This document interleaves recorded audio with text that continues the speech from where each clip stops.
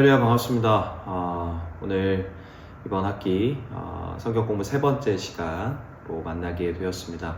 오늘은 7강부터 9강 오아시스, 그 다음에 그늘, 가이드 이 세 가지 챕터를 함께 생각해 보고자 합니다. 참 재미있게도 오아시스 그리고 그늘, 이 가이드는 참 긴밀한 관계가 있음을 우리가 차근차근 살펴보게 될 텐데요. 결국 그 오아시스를 또 그늘을 찾아가게끔 도와주는 건 인도자 그리고 가이드, 그리고 결국 우리의 하나님 되심을 우리가 함께 천천히 나누어 보고자 합니다. 먼저 오늘 7강의 주제는 바로 오아시스인데요. 먼저 교재는 99페이지에서 광야를 지나는 사람에게 이 오아시스의 존재가 너무나도 중요하다, 이렇게 먼저 이야기해주고 있습니다. 사막에서 오아시스는 너무나도 반가운 존재입니다. 오아시스의 여러 가지 특징들을 우리가 생각해 보자면 희귀하다를 먼저 뽑을 수 있을 것입니다.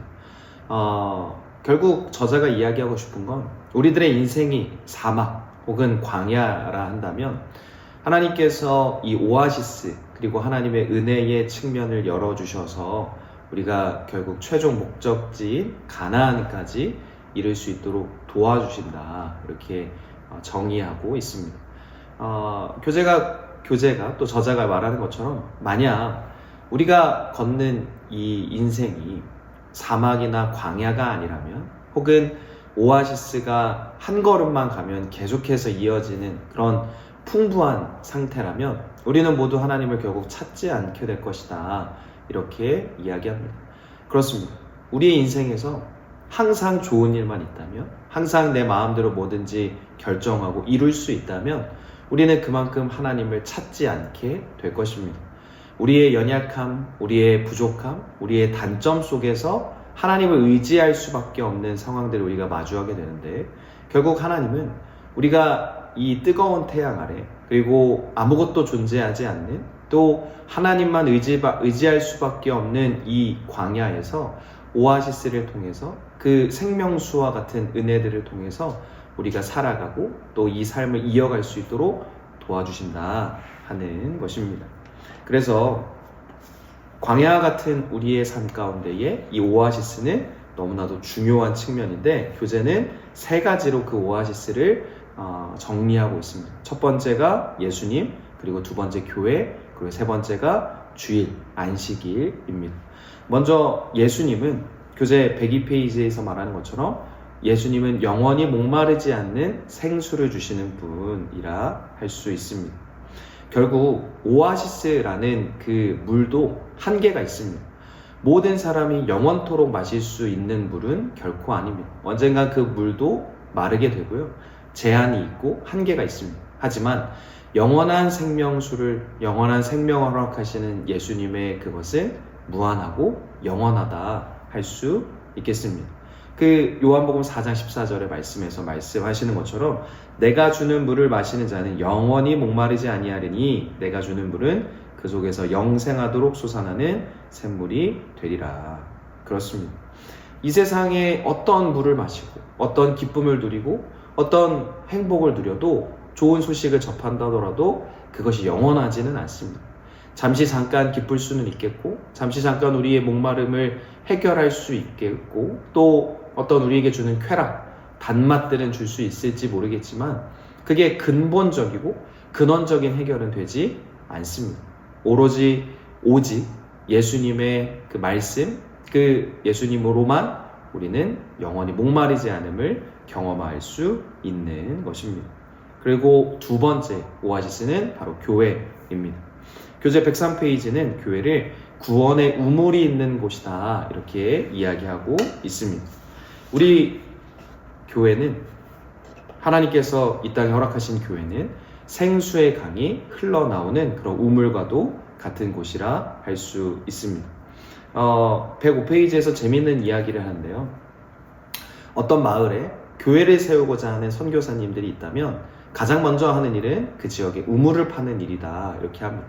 그리고 우물을 파고 그 우물을 보호하기 위해 누각을 세우고, 그리고 그 주변에 교회를 세우면 주변 마을 사람들이 그 생존을 위해, 그리고 기본적인 그 목마름의 해결을 위해 자연스럽게 우물을, 그리고 교회를 찾아오게 된다 하는 것입니다.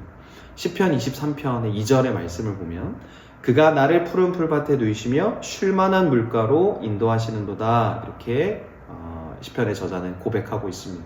쉴만한 물가 어디냐? 바로 오아시스라는 것입니다.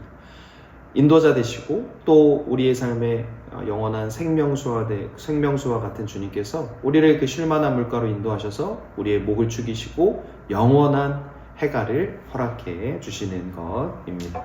그리고 세 번째, 주일이라는 오아시스에 대한 이야기를 함께 생각해 보면 우리가 각각 때로 착각하게 되지만 일주일의 시작이 언제냐? 월요일일까요? 화요일일까요? 토요일일까요? 그렇지 않습니다. 바로 주일입니다. 주일부터 한 주간이 시작이 되는 것입니다. 우리가 주일에 모여서 함께 예배하고 함께 하나님의 말씀을 듣고 마음에 새깁니다. 이것은 지난 한 주간의 삶을 뒤돌아보고 하나님 앞에 회개하는 그 본점으로 돌아오는 측면도 있지만 그 말씀을 듣고 그 예배를 드림으로 새로운 한 주를 시작하는 다짐과도 같은 중요한 측면이라 할 수 있습니다. 여러분 혹시 지난 주일에 들었던 설교 말씀 주제 혹은 그 내용을 기억하십니까? 혹시 그런 부분이 어렵다면 항상 교회 홈페이지나 교회 유튜브를 보시면 목사님 말씀이라든지 설교문이 원본 그대로 올라가 있습니다. 우리가 그것을 자주 꺼내보고 또 접해야 되는 이유는 무엇이냐? 결국 하나님께서 허락하신 그 말씀에 우리가 한 주간 어떻게 반응하고 적용할 것이냐를 생각하게 되기 때문입니다. 내가 지난 주일에 그런 말씀을 들었지라고 주일에 한 주간이 지난 뒤에 교회에 와서 떠올리고 또 한 주간을 살아가는 것이 아니라 어디에서 무엇을 하든지 하나님께서 내게 허락하신 그 레마의 말씀, 생명의 말씀을 한 주간 동안 각자의 자리에서 붙잡고 살다가 또 새로운 한 주를 살아갈 말씀을 우리 교회에 모여서 함께 예배하고 또 함께 나누게 되는 것입니다.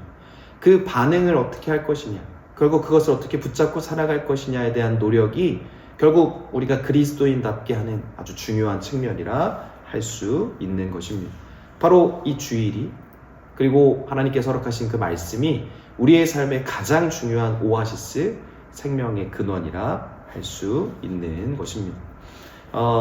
그리고 재미있는 건 106페이지에 광야에서 살아남기 위해 지켜야 할 수칙이 하나 있다고 말합니다. 그것은 반드시 오아시스를 만날 때마다 들려야 한다. 저는 이 대목에서 고속도로에 있는 휴게소가 생각이 났습니다.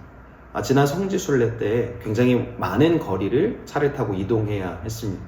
그때 항상 주유소 그리고 휴게소에 들려서 항상 그렇게 화장실도 가고 음료수를 마시거나 또 잠깐 쉼을 갖곤 했습니다.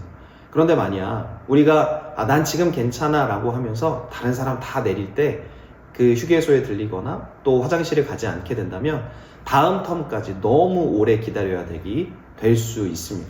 그래서 당장 급하지 않더라도 일부러 내려서 잠깐 허리도 펴고 물도 마시고 화장실도 가야 하는 것입니다. 왜냐? 다음 오아시스까지, 다음 휴게소까지, 다음 휴식처까지 갈 수 있는 보충을 할 수 있기 때문입니다. 저는 이 측면에서 또 하나의 적용을 생각해 봅니다. 바로 오아시스는 또 휴게소든 또 그런 휴식처든 채움과 비움을 동시에 하는 곳이다, 이런 생각을 해봤습니다. 우리가 휴게소에 가면 제일 먼저 하는 일이 뭐죠? 그 차 안에서 가지고 있던 분리수거, 또 쓰레기, 그리고 우리의 어떤 용변들을 해결하기 위해서 많은 것들을 버리게 됩니다. 그리고 나서 그 개운함을 가지고 새로운 걸 사 먹기도 하고 또 새로운 어떤 그 물건들을 사서 다시 차에 챙겨서 출발하게 되는 것입니다. 하나님께서 우리에게 허락하시는 이 오아시스도 그러합니다. 하나님께서 허락하시는 생명수, 어떤 그런 능력, 어떤 그런 새로운 은혜가 매 순간 이 오아시스, 주일 예배, 그리고 교회에서 또 예수님을 통해서 우리는 채우고 비워내는 것입니다. 제가 우리 지난 수업 때도 저희 반에서 말씀드렸는데 인테리어의 시작은 뭐부터 시작되냐? 기존에 갖고 있었던 짐들을 버리는 것으로부터 시작되는 겁니다. 아무리 좋은 공사, 인테리어를 화려하게 한다고 해도 이전의 짐들을 버리지 않으면 또 정리하지 않으면 오히려 더 지저분해지는 인테리어를 또 실패할 수밖에 없는 것입니다.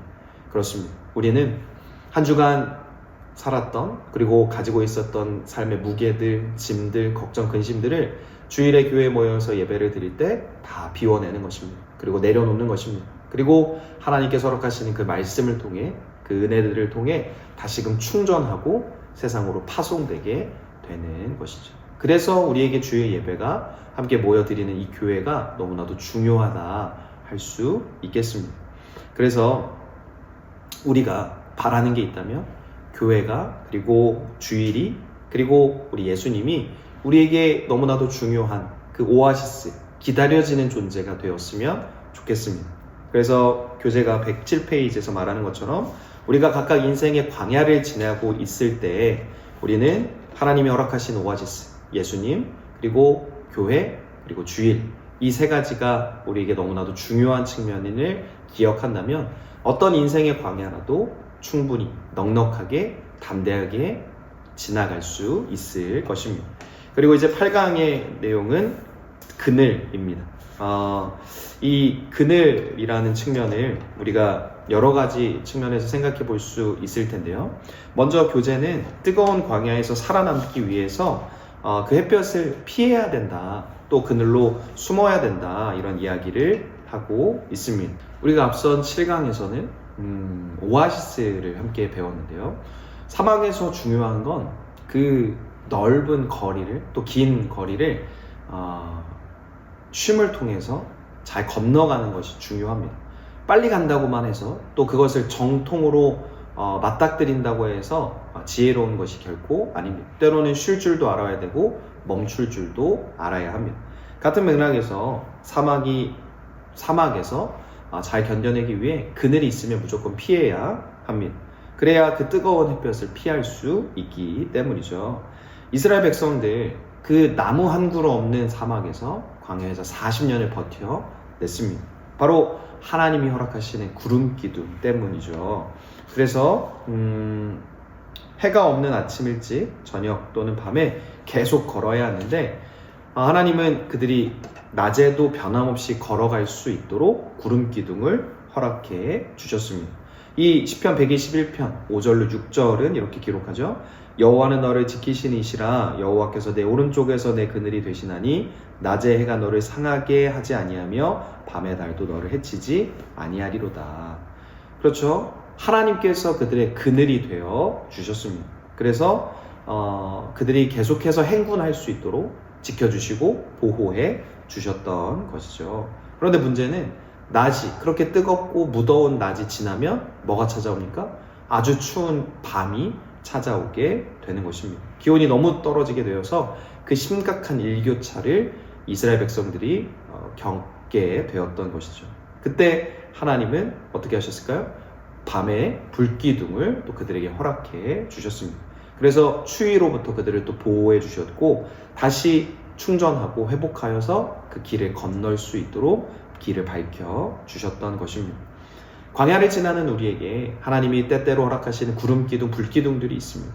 우리가 이 광야를 지혜롭게 견뎌내고 건널 수 있는 건 나의 어떤 걸음걸이, 나의 어떤 그 준비물들, 그리고 어떤 건강, 어떤 상태, 이런 것들이 결코 아닙니다.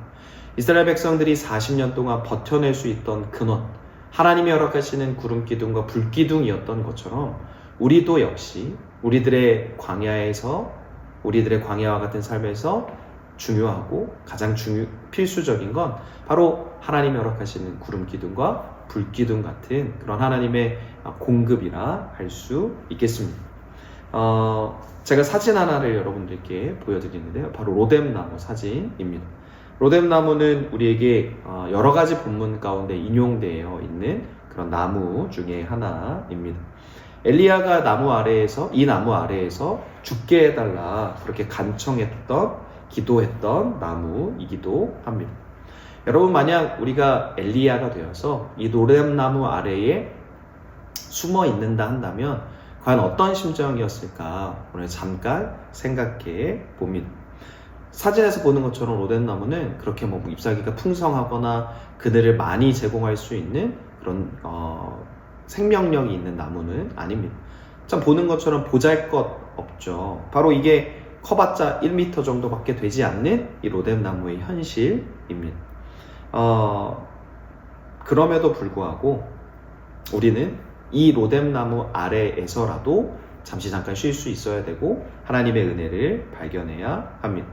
엘리야에게 이 로뎀나무마저 없었다면 그는 정말 우리 교재가 말하는 것처럼 탈진해서 금방 쓰러져 죽고야 말았을 것입니다. 우리가 신앙생활을 하다 보면 그런 경우가 참 많이 있습니다. 신앙적 피크를 찍을 때도 있지만 신앙적 바닥을 찍을 때도 있다는 것이죠. 어떤 롤러코스터처럼 굉장히 뜨거운 신앙을 가질 때가 있고 또 아주 차가운 하나님에 대해서 회의감을 갖게 되고 나의 신앙, 이 교회 생활에 대해서 굉장히 부정적인 생각을 또 하나님을 원망하게 되는 때가 분명 있습니다. 언제 한번 말씀드렸지만 교회와 권태기를 합친 그 교태기를 우리가 때때로 겪게 되는 것입니다.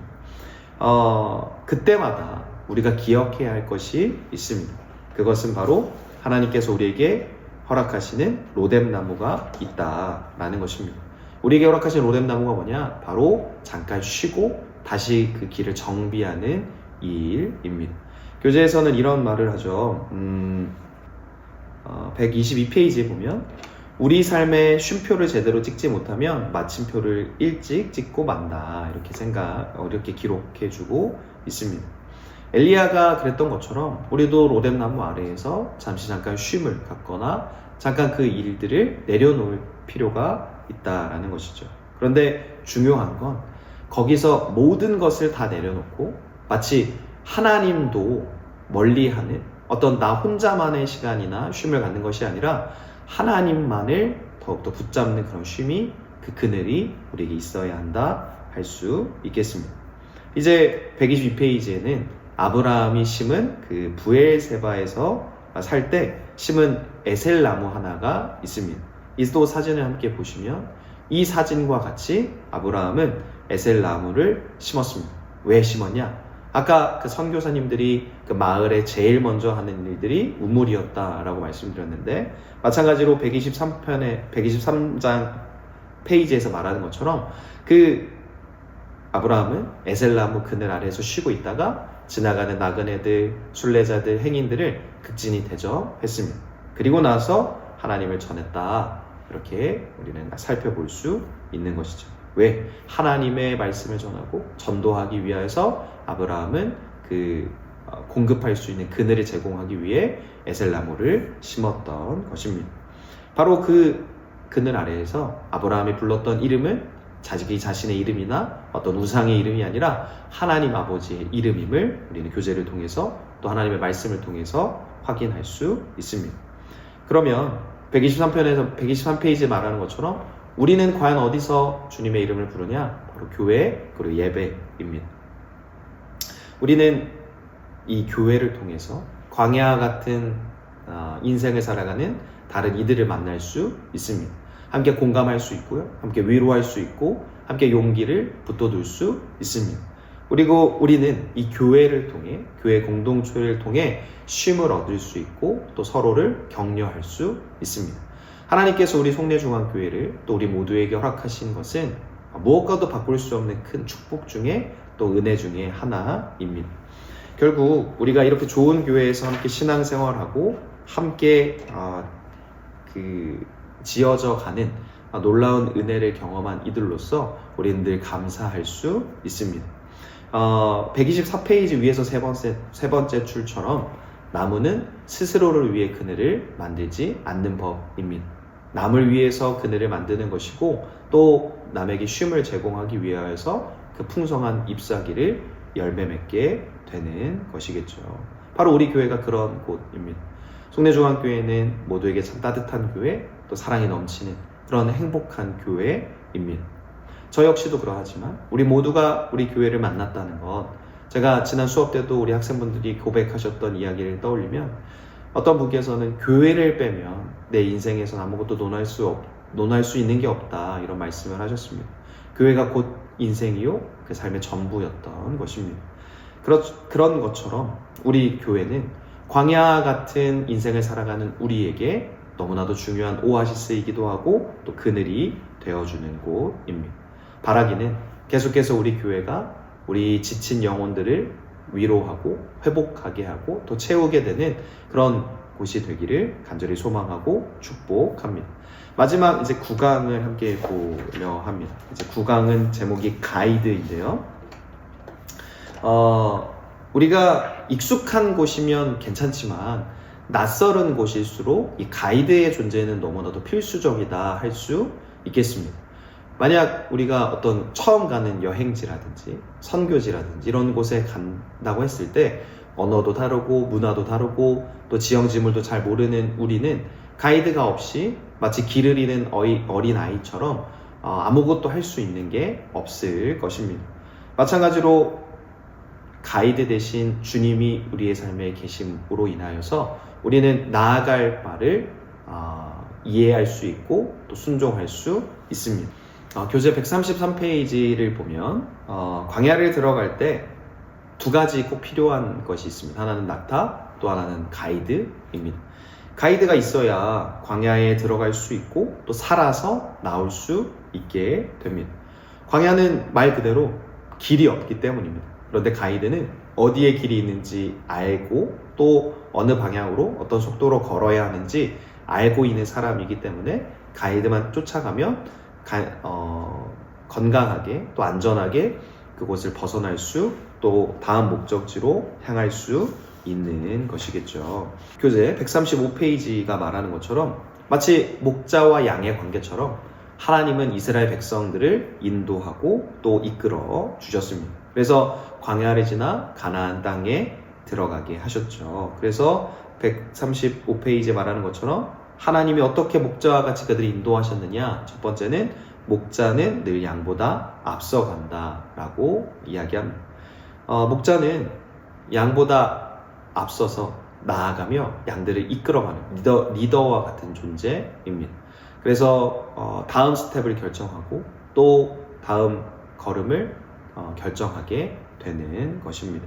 그래서 하나님은 이스라엘 백성들보다 항상 앞서 가시면서 그들이 어디로 가야 하는지, 뭐가 필요한지, 또 어떤 걸음을 걸어야 하는지를 인도하셨고 또 결정해 주셨다 할 수 있습니다. 그리고 두 번째는 목자는 잘 따라오지 못하는 어린 양, 다친 양 또는 아프거나 징계하느라 다리를 부러뜨린 양을 어깨에 메거나 품에 안고 간다. 결국 이 두 가지를 종합해 보자면 목자는 양과 늘 함께 합니다. 양을 잃어버렸을 때에도, 양이 다쳤을 때에도, 또 양이 제멋대로 움직일 때에도 항상 목자는 양보다 앞서가며 그들을 보호하고 살피고 돌본다 할 수 있습니다. 마찬가지로 주님도 우리와 그러한 분입니다. 우리가 아플 때이든지 우리가 실수하고 넘어질 때이든지 또 우리가 우리의 판단과 기준으로 이곳저곳으로 다른 길로 빠질 때이든지 항상 앞서가시며 뒤를 돌아보시며 또 우리에게 필요한 것 또 우리가 잘 따라하고 있는지를 돌보시는, 살피시는 분, 그런 우리를 결코 혼자 내버려 두지 않는 분이라 할 수 있습니다. 결국 하나님이 우리의 인도자요, 가이드가 그렇게 되어 주시는 거죠. 그래서 중요한 건 하나님의 인도하심을 우리가 온전히 믿는 것이라 할 수 있습니다. 138페이지에 아주 중요한 이야기가 있는데요. 아브라함이 하나님의 말씀, 그 하나님의 뜻을 따라 그 걸음을 결정했습니다. 고향, 친척, 아버지의 집을 떠나서 하나님이 그냥 지시하시는 그 땅으로 나아갔던 것입니다. 제가 정말 좋아하고 정말 인생의 모토로 삼는, 또 사역의 모토로 삼는 그 말씀인데요. 그 말씀을 같이 한번 좀 찾아보면 히브리서 11장 8절로 9절입니다. 믿음으로 아브라함은 부르심을 받았을 때에 순종하여 장래의 유업으로 받을 땅에 나아갈새 갈 바를 알지 못하고 나아갔으며 믿음으로 그가 이방의 땅에 있는 것 같이 약속의 땅에 거류하여 동일한 약속을 유업으로 함께 받은 이삭 및 야곱과 더불어 장막에 거하였으니 이는 그가 하나님이 계획하시고 지으실 터가 있는 성을 바랐습니다. 이렇게 성경은 기록하고 있습니다. 하나님이 보여주신 것도 하나님이 약속하신 것도, 또 하나님이 이렇게 될 거라고 또 가르쳐 주신 것도 없었습니다. 그저 하나님의 말씀만 순종하여 그렇게 아브라함은 그 길을 나섰고 결국 하나님이 허락하신 놀라운 축복을 경험할 수 있게 되었습니다. 하나님은 하나님의 때에 하나님의 방법으로 하나님의 일을 이루시는 분입니다. 우리가 늘 해야 할 건 우리의 기준으로 하나님을 바라보는 것이 아니라, 우리 앞에 펼쳐진 상황을 바라보는 것이 아니라 하나님의 시선, 하나님의 기준으로 그것을 기다리고 순종하고 또 나아갈 줄 알아야 한다라는 것입니다. 하나님은 또 우리가 하나님이 아니기 때문에, 하나님은 우리가 알지 못하는 방법으로 하나님의 일들을 행하시는 분이기도 합니다. 우리는 아무리 똑똑해도 우리의 머리털 개수를 다 세지 못하고 우리의 신체 내부에서 어떤 일들이 일어나는지 다 하나하나 파악하지 못합니다. 우리가 잠을 잘 때에도, 또 우리가 일상생활 할 때에도, 또 우리가 알지 못하는 방법으로도 하나님은 하나님의 일들이 계속해서 이루어 가시는 분입니다. 나의 기준에서, 나의 방법으로, 나의 어떤 수준으로밖에 하나님을 알지 못하지만 하나님은 훨씬 더 높은 차원에서 하나님의 일들을 그렇게 행하고 계신 것입니다. 그래서 우리는 아브라함처럼 갈 바를 알지 못하지만 하나님의 말씀에 순종할 수 있는 믿음과 태도가 필요합니다. 하나님이 다 설명해 주시고 가르쳐 주시고 약속하신 바를 보고 나서야 믿는 것이 아니라 하나님의 말씀에 먼저 아멘으로 순종하고 또 길을 나서는 사람에게 아브라함과 같은 놀라운 축복을 그런 축복이 주어지게 되는 것입니다. 고린도후서 4장 18절에 이렇게 기록하죠. 우리가 주목하는 것은 보이는 것이 아니요 보이지 않는 것이니 보이는 것은 잠깐이요 보이지 않는 것은 영원함이라. 결국 우상들은 잠깐 아니면 우연적으로 어떤 운으로 무언가를 하나 보여주고 그것이 전부인 것 마냥 사람들이 현혹합니다. 하지만 하나님은 그렇게 일하시지 않죠. 보이지 않지만 믿게 하시고 또 순종케 하십니다. 바로 그걸 우리에게 요구하고 계십니다. 결국 우상과 또 세상의 많은 신들은, 또 잘못된 믿음들은 사람들을 오히려 격길로 빠지게 하고 또 낭떠러지로 몰아내게 하는 그런 수단과 방법을 가리지 않고 자기 자신의 유익만 생각하는 부류들이지만, 하나님은 오히려 격길에 있는 우리를 올바른 길로 인도하셔서 쉴만한 물가 푸른 초장으로 인도하시는 분이라 할 수 있습니다. 결국 우리는 그때에 또 그 시간에 그 방법으로 하나님을 다 이해하지 못합니다. 나중에서야 그게 하나님의 인도하심이었구나, 하나님의 은혜였구나, 이런 것을 깨닫게 되는 것이겠죠. 서서히 차근차근 하나님의 일들을 이루어 가신다 할 수 있겠습니다. 여러분, 만약 해가, 달이, 별이 뜨고짐이 그 타이밍에 맞게 운행되는 것이 아니라 순식간에 뜨고 진다라고 한다면 우리는 그 짧은 시간에 살 수밖에 없을 것이고 굉장히 말도 안 되는 삶을 살아가게 될 것입니다. 하나님의 섭리 안에 그 해와 달과 별이 뜨고 짐이 운행되어 가고 있고, 또 계절의 변화, 시간의 흐름, 이런 모든 것들이 하나님의 뜻 가운데에, 하나님의 능력 가운데에 가장 적당하게, 가장 온전하게 이루어짐을 우리는 생각해 볼 수 있습니다. 비록 우리들의 삶은 불확실하고 미완성이고 연약한 뿐이지만, 다르게 생각하면 결국 그렇기 때문에 하나님을 의지할 수밖에 없는 것이 우리들의 인생, 이 광야와 같은 인생이라 할 수 있겠습니다. 그럼 우리가 뭘 해야 되냐?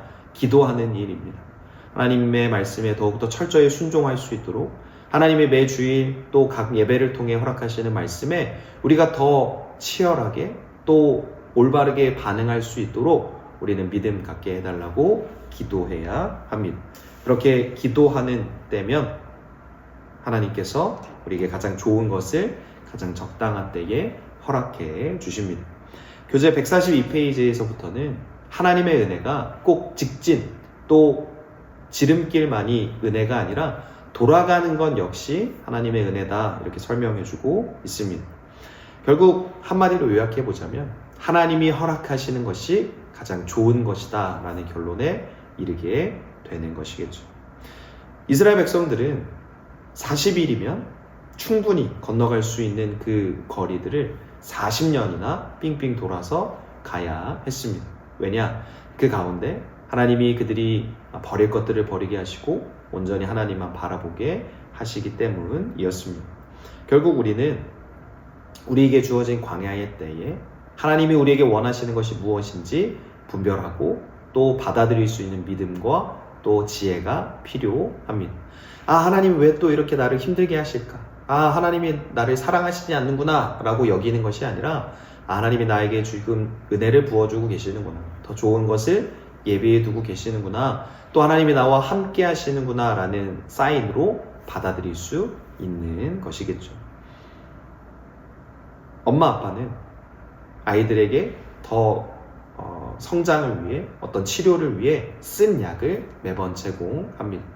먹기 싫어도 그 병을 낫게 하기 위해서, 더 건강해지기 위해서 쓴 약을 일부러 먹일 수 있는 것이겠죠. 마찬가지로 하나님도 우리가 지름길이 아닌 돌아가는 길을 통하여서 하나님 앞에 갖추어야 될 것, 또 배워야 할 것들을 깨닫게 하십니다. 항상 빨리 얻게 된 것은 빨리 잃어버리기 마련입니다. 패스트푸드, 슬로우푸드라는 말 있죠. 빨리 만들어진 음식은 그만큼 칼로리도 높고 몸에 좋지 않은 성분들을 많이 가지고 있습니다. 하지만 오랜 시간 차근차근 천천히 숙성된 그런 음식들은 우리에게 너무나도 좋은 영양소들을 많이 제공합니다. 마찬가지로 하나님의 은혜가 차근차근 우리의 삶에 쌓여갈 때 그것은 어떠한 공격과 어떠한 유혹으로도 물리칠 수 없는 견고한 성이 또 베이스가 됨을 우리가 생각해 볼 수 있습니다. 중요한 건 빨리 가는 게 중요한 게 아니고 늘 생각하는 것처럼 방향이 중요합니다. 올바른 길로 올바른 방향으로만 나아가면 아무리 돌아가도 아무리 늦게 가도 그것이 정답이고 그것이 은혜임을 생각해 볼 수 있습니다. 중요한 건 돌아가는 길 가운데에도 조급해하지 않는 태도입니다. 재수할 수도 있고요. 좋은 시험에 또 응시하는 시험에 떨어질 수도 있고요. 또 어떤 길에 지름길로 가지 못하고 빙빙 돌아서 40일이면 갈 거리를 40년이나 가야 할 수도 있습니다. 우리는 지금 교재 144페이지에 질문하는 것처럼 어디쯤 와 있는가 한번 생각해 볼 필요가 있겠습니다. 어떤 분들은 창세기 1장 1절에 계신 분들도 계시고 또 시편, 잠언, 요한복음, 요나, 요한계시록 각각 다른 성경의 다른 지점에 와 계신 분이 다 천차만별일 것입니다.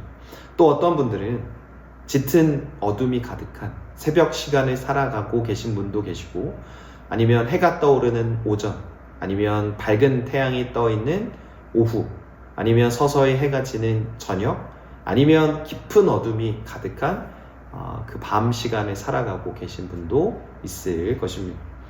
우리가 어디에 와 있든지 또 어떤 시간을 살아내든지 중요한 건 하나님이 우리와 함께 하셔서 오아시스, 그늘, 인도자, 가이드가 되어주신다라는 사실입니다.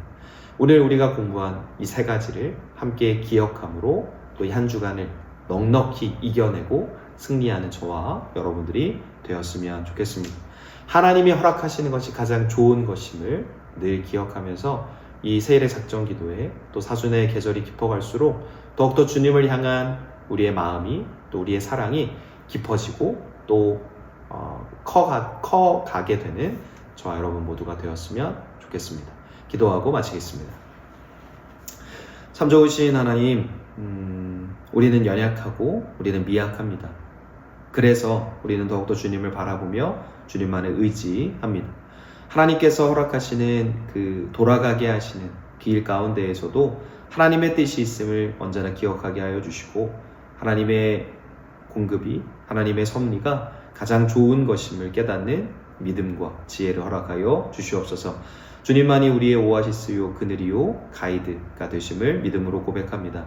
우리가 어디에 있든지 또 어떤 시간을 살아내든지 주님과 동행함으로 말미암아 넉넉히 이겨내며 또 승리하며 살아가는 우리 모두가 될 수 있도록 도와주시옵소서. 세일의 작전 기도회가 계속되고 있습니다. 또 이 사순의 계절 살아내는 동안 시간이 갈수록 주님께서 우리와 함께 하심이 가장 큰 자랑되게 하여 주시고, 하나님의 것이, 하나님의 인도하심이 우리에게 가장 큰 축복임을, 은혜임을 경험할 수 있도록, 또 고백할 수 있도록 도와주시옵소서. 이번 주 각 수업을 통해서도 하나님께서 각 반에 은혜 내려주시고 귀한 나눔이 있게 하실 것을 믿사오며 사랑과 은혜가 많으신 예수님의 이름으로 기도드립니다. 아멘.